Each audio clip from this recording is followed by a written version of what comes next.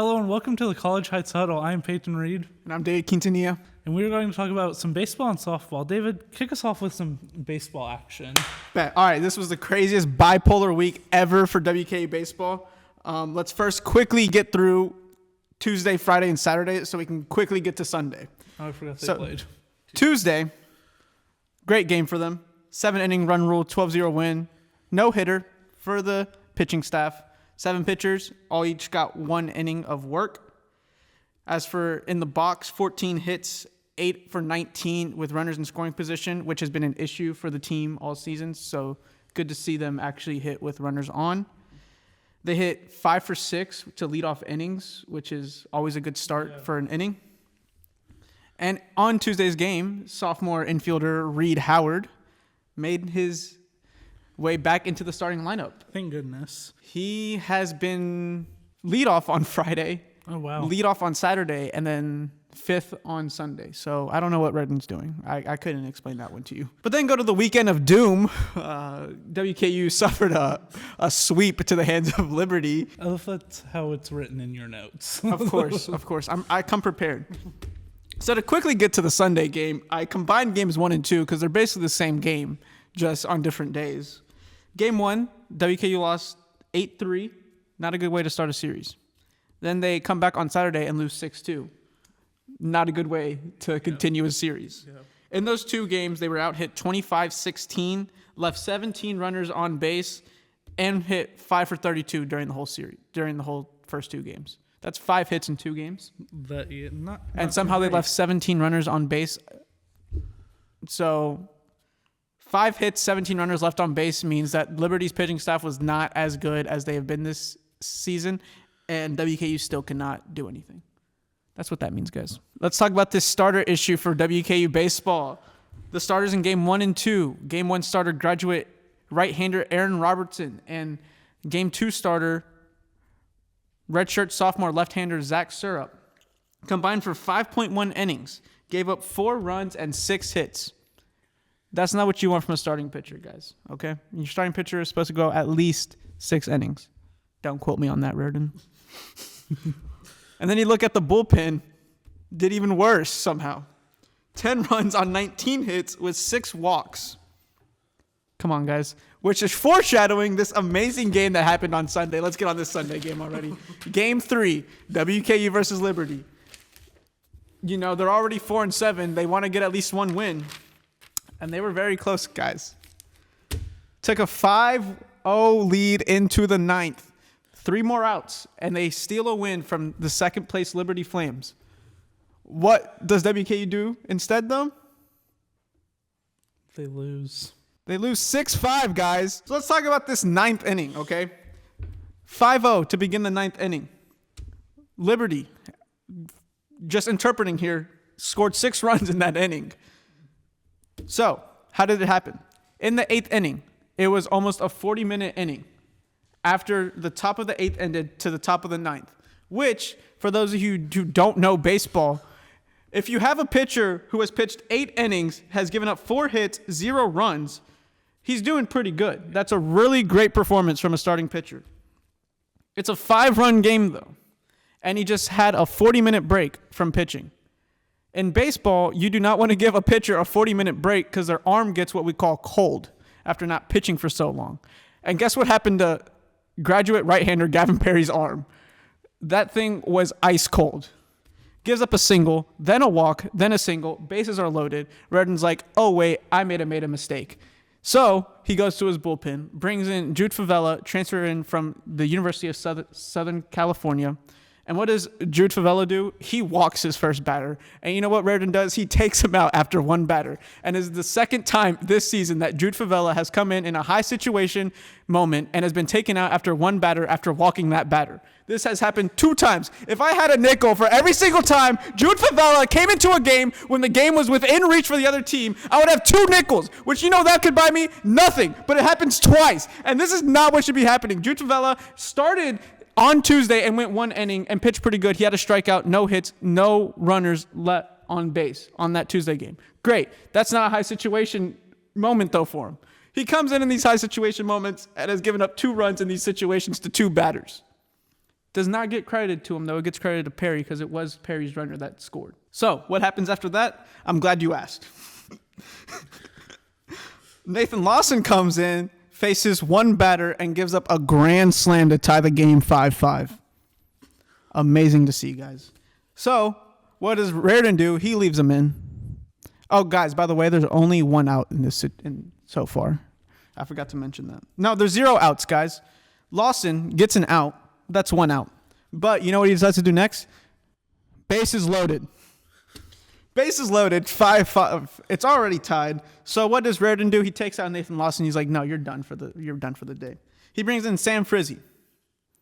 Sam Frizzy, bases loaded. What does he do? He hits the batter. Hits the batter. Let me tell you what, guys. It's a 3-2 count, and he hits the batter. Guys, let me just tell you something. At a 3-2 count, that's 3 balls and 2 strikes. You can throw that thing over the plate. Doesn't matter if it's in the zone. The batter is swinging at that. What does he do? Nah, let me hit you in the elbow real quick to give you guys a 6-5 lead. All right, so 6-5 lead, right? They finally get out of the inning. 6-5, though. They scored 6 runs in the 9th. And what does WKU decide to do in the batter's box? Nothing. Why? Because the inning lasted almost an hour because of these ridiculous decisions by Reardon. Here we go. Hilltoppers leave 1 runner on base in the bottom of the 9th. Maybe an opportunity to tie the game. No. We can't have nice things here at Western Kentucky University. With that, the Hilltoppers go to 16-16 on the season and 4-8 in Conference USA, bringing them to 9th place, which at the time of them losing, they were at 11th because some of the Coosa games still were not played, which is second to last in Coosa baseball. But they brought up a little bit because other teams suck more right now. They were brought down to 9th. Up next for this team, Belmont comes to Nick Dennis Field, which earlier this year on March 18th, the 2 teams played at First Horizon Park, where Western won 7-2. They only managed 5 hits in that, but scored 7 runs. What does that tell us, guys, from earlier mentions? It means that the pitching staff is no bueno. But the pitching staff for Western was really good in that game. They went those 9 innings and only allowed 2 runs on 4 hits and got 11 strikeouts. So hopefully Western can turn that, whatever happened last weekend, and we'll maybe see some wins from the team. Let's hope, because we need both teams to perform. Yes. Well, let's talk about a sport that performed better now. WKU baseball, or WKU softball, they welcomed Sam Houston into the WKU softball complex and swept them in 3 games. Game 1 won 9-1 in 5 innings after a 4-run inning in the second and a 4-run inning in the 5th. They had 3 home runs. Annie White, Kennedy Stinson, and then Jenna Blanton had first inning. I think it was her second pitch, hit it to left field. The Sam Houston left fielder missed it, went all the way to the wall, got an inside the park home run.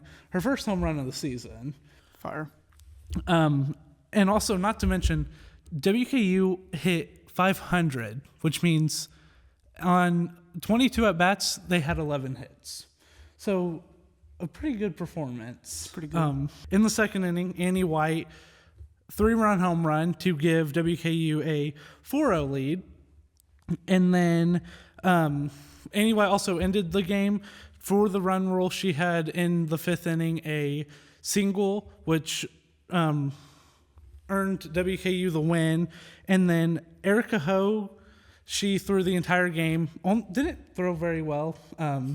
She, I believe, hit a batter, only had 1 strikeout, but Sam Houston just could not get it out of the infield. I think 18 ground balls, I believe. So WK baseball could use one of those. She improves to 14-3 on the season. And I also want to mention Jenna Blanton. She hit 3 for 4 and had 3 RBIs. And then in game 2, behind a 4-run 5th inning, mainly led by Macy Masters, WKU won 6-1. Masters in game 2 had 2 home runs and 4 RBIs.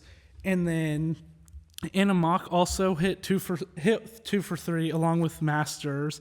And then Katie Murphy had a 2-run RBI single in the 5th inning to give WKU a little bit of a cushion. And Ryland Smith, she came in. Erica Hogue and Ryland Smith were the only pitchers used this weekend. She, through the entire game, had 5 strikeouts. Sam Houston did score their 1 run in the 1st inning because WKU came out and looked very sloppy. And Sam Houston scored off a fielder's choice. It was like a bunt that got down the first base line, and the runner scored from third. But other than that, WKU continued to take over. Game 2 hit 367. And then in Game 3, a little more exciting, they won 7-4 behind 4 runs in the 6th inning. And freshman Lauren Satterley had her first collegiate home run of the season. And the team finished with 6 RBIs. Kendall White had 2 of them, and Kennedy Stinson also had 2 RBIs, and then the other 2 came from 2 other players. But they came into the 6th inning down 4-3, and Morgan Sharp had a double, tied the game, and then Kennedy Stinson also had a double to take a 6-4 lead. And then Kendall White, like I mentioned, she had an RBI single, which gave WKU the 7-3 lead, the 7-4 lead. And then Erica Hogue, she started in the circle, threw 5 innings and had 3 strikeouts, gave up 2 runs. And then Ryland Smith came in. She threw 4 strikeouts, gave up 2 runs and 2 hits. And then Erica Hogue came back in to conclude the game. So a very good performance from WKU. They're currently now sitting at 2nd, tied with Liberty at 11-4 in Conference USA and 27-8. I also want to mention they're 19-1 at home and undefeated at home in conference, only losing to Louisville 13-4. So very polar opposites. And I feel like this happens a lot. I feel like if one team has a good weekend, the other team performs poorly, when it's at home at least, is what it appears. But would you like to say anything else, David, about baseball? Do you think they can beat Belmont again? Oh, yeah, that Belmont team's not good. Also, this is not to say that WKU baseball season is over. It is far from over. This is baseball. They may be 4-8, but they also play 3-game series where baseball is the most fluctuating sport because there is so much that goes into it. You know, maybe Jack State finally has a bad pitching outing and drop a game. Dallas Baptist goes and loses a series. So this is still a very manageable season for WKU baseball, and there's still like a month left, isn't there? Yes. So there's still more than a month left. They play until the end of May, until the conference tournament. So there's still a lot of time left, but this bullpen has got to figure something out. That is it for baseball and softball. We will now be hitting it off to the March Madness segment with me, Michael Givner Jr., and Austin Rice. Hello, everybody. I'm assistant sports editor Michael Givner Jr., and I'm joined by my 2 lovely sports writers and the assistant and the editor. I'm a writer sometimes, though. That's a good I wrote point. softball. This is true. Actually, let's talk about UConn Duke really quick, Oh, Yes, that's a good yeah, point. That's a yeah. good point. because that was easily the best Elite Eight game. I wish someone got footage of the in-office reaction to that sequence. It was nuts. Duke had I think it was 15 points. They led won by at least- 19 at one they- point. Okay. They are the first 1 seed to choke a 15-point lead in the second half ever in March Madness, at least. Yikes. UConn played awful, I think, Yeah, they couldn't hit a the first three-pointer half. the entire time against Duke. until the very, very end. Yeah. Until like the last 3 minutes. And then they, for whatever reason, decided they wanted to be able to shoot. Braylon Mullins, the freshman, sent UConn to the Final Four in a very odd inbounds play from Duke. It was really dumb. They could have just held the ball. They could have held the ball. They could have just ran in circles. Like, Honestly, there that pass was so bad. Like, what were you thinking? I do kind of feel bad because Caden Boozer, he, after the game, was basically said he cost his team the game, which isn't necessarily true. He did throw the bad pass, but the whole second half from Duke was awful. I don't feel bad for Duke. That was like the I don't feel icing bad on for the- Duke. I feel bad for That was the Caden icing on the Boozer. cake for my day. I was just so glad to like watch them crumble and like fall like that. And, you know, They do it every year. They do it Yeah, every they year. do. It's bound to happen. That's why I didn't pick them to win the Natty in my bracket, because I knew they weren't winning at all. I just knew for a fact that somewhere, some way, Duke was going to lose. And, Yeah. you know, after I saw them struggle with Siena, I said, yup, that tells me all I need to know. I thought it was going to happen in the second round after they barely beat Siena. So I really wish Siena got that game. That would've been That would have been so funny. funny. That would be hilarious. I don't know how I feel about UConn being in the national championship again. 3 of the last 4 years. Yeah. It's crazy because I haven't seen Kentucky in the Final Four in like 11 years. Like, and Their I days are applauded the up. parody of like college basketball in general. Maybe not so on the women's, but like the men's, yeah. And now this is UConn's third trip to the national championship in 4 years? Like, Yeah. I don't know. Where did my parody go? Yeah, but UConn and Michigan will be a very interesting game. Well, it should have been Arizona, but sadly, Should have been. Should have been. Should have been. That was not Arizona's game. When It I was turned different. around and saw they were down 12-1 or whatever it was, I said, "Wrap it up." I It was. took my girlfriend to Red Lobster on yesterday, and we pulled the game up. I want to turn that off so quick, bro. Oh, it was disgusting. Made my Red Lobster, it just made it go down weird. Why do you play like that? Just horrible defense. Like, stop. Everything about the game was horrible. Yeah. It wasn't close at all. I do want to get your. I want to guys' say opinion. Arizona choked again. They did it again. They did. Hey, they made it further And than you know what that means? like. That's true. This is why I did not pick Arizona. Disgusting. That performance, disgusting. 68% from the free throw line, 37% from the field. You attempted 71 shots and you only made 26 of them. That's disgusting. They have been just about the best team in the tournament outside of maybe Michigan. Maybe. Maybe Michigan. Definitely Michigan. Definitely Michigan. But basically they have dominated all their opponents, and now they go into this game and just absolutely just like lay an egg. Like, Yeah. That's why I had Arizona winning it all. That's They why I they had played Arizona. the entire tournament they dominated the entire tournament. But also did Michigan did too. So it was an ideal Final Four on paper, but the game just did not go. when you let a team shoot 44%, from the beyond the arc, 48% from the field, and then you get out assisted 22-5, you're not going to win games like Yeah. that. Arizona, you let me down. I think You ruined my bracket. This was predictable. I want to say that. I have to disagree just because I chose Arizona. I thought it was going to be a closer game. I chose Arizona for a reason. It was because I trusted Arizona to handle business. You when it never do mattered that. most. You I never also trust don't Arizona. think I had them playing Michigan, which also They're going to win it, though. Michigan's going to win it. if they don't win it, I feel like it was all for nothing because when you score 90 points consistently, Yeah. you have to be able to beat UConn. They beat Iowa State and Houston in a span of like a day, and then a week later basically beat Arkansas and Purdue. But then when it mattered most, can't get it done. Yeah. And I'm just As long as Michigan doesn't call timeout when they have none left, Yeah. That'll. they'll win against UConn. This is true. UConn, I hate Michigan. UConn cannot lose that game. I would rather Dan Hurley get his third chip and UConn get 3 and 4 years than Michigan get one. Has UConn ever lost in the title game? I think they've won every time they've been there. Except for this year.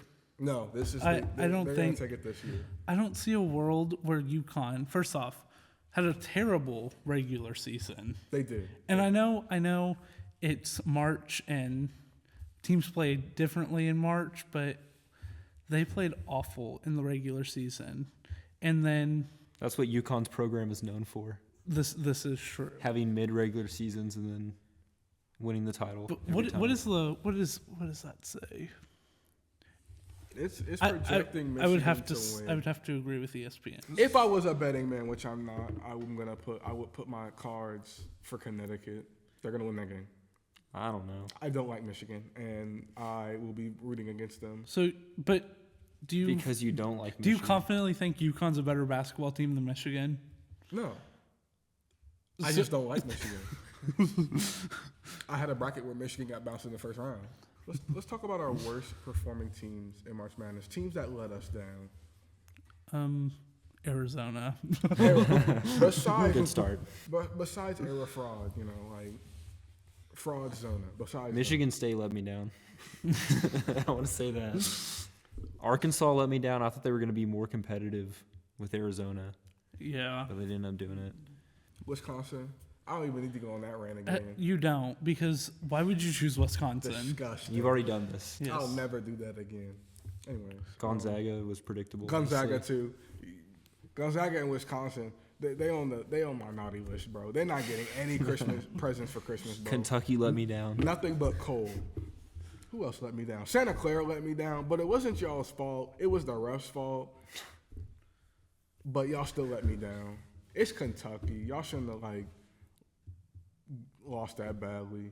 You know who else really let me down? Texas Tech. I don't know why I picked y'all, but I expected y'all to put up a better fight than getting bounced 90-65 to Alabama. Akron let me down. Had them going to Sweet 16. No, Akron. That's crazy. Who else let me down? There was one more team. Florida. I already got on y'all. I think Florida let everybody down That's disgusting. for the most part. What are y'all good at, Florida? You're not good at football. You're not good at basketball. They won the title last They year. did. This is this year. That's last year. What we talk about the here and now. They're not doing anything in football. They got DJ turn the ball over at quarterback. What are they doing? What sport are they good at right now? I couldn't tell you. Track. Probably. I don't. I would hope so. They got people with my skin tone running for the team. I would hope they'd be good at track. I expected better from Iowa State too, to be honest. I expected better from Virginia. And Virginia. Yeah. I was just about to say and Yeah. Virginia, but it's okay. Neither here nor there. I'm just, I can't say I'm proud of Arizona's run because they didn't get to the national championship. I at least wanted y'all to get to the national championship. Y'all got to the national championship, everything would have been fine. Y'all could lose in the national championship. That would have been okay. But y'all didn't even get there. Y'all lost to the Final Four to Michigan. And then just lose to Michigan. Y'all got blown out. Well, luckily, but if they would have lost in the national championship game, everyone would have remembered that. No one's going to remember that they lost by 18 in the Final Four. I'm going to remember. The national championship is always more memorable. So then we can remember Connecticut when they lose by 28. Yeah. Or That's true. when the Amazing Blue lose off of, game disagree. winner. A game winner. If Braylon Mullins hits another game winner and it's in Indianapolis at the national championship, he just choose him number one. I picked Michigan, and I would love to see that. Let's Actually, just that'd be set the much scene watch for a TV. minute. I saw something Let's that they're do trying to expand the March Madness tournament. I think it's to 100. Oh, I saw that. That's so dumb. I hate it. Stop, bro. Stop. I know they want money. If but they it's expand it- so dumb. 68 is pushing it. If they expand Honestly. it, I'll never watch it again. I'll never watch it. That would again. ruin it. Imagine it's supposed to be 8 first 4 Because games. you would think Why that would we do that? people complain about the teams that get in. Like for example, everyone's complaining that Miami of Ohio got in. What do you think is going to happen if you expand it to 128 teams or whatever it was? That's only you're gonna have random schools I've never even heard of that I have to look up on Google getting in. Hey, maybe that's the only way WKU will get in, though. Love them, but Colorado School of Mines, what? Anything to get Auburn in the tournament. Bruce Right, that's Pearl. what I'm You are not fooling anybody. Hank Pono would have no excuse. Man. He would have no excuse. Anything else on UConn and Michigan? Arizona, I'm so disappointed. That's all I got to say. Michigan's gonna win. And when Michigan they win, by 15. Connecticut upset. no. Thank you for watching the College Heights Huddle this week, and we will see you guys again next week. When Connecticut has another trophy in their trophy room. No. Why not? I'm done.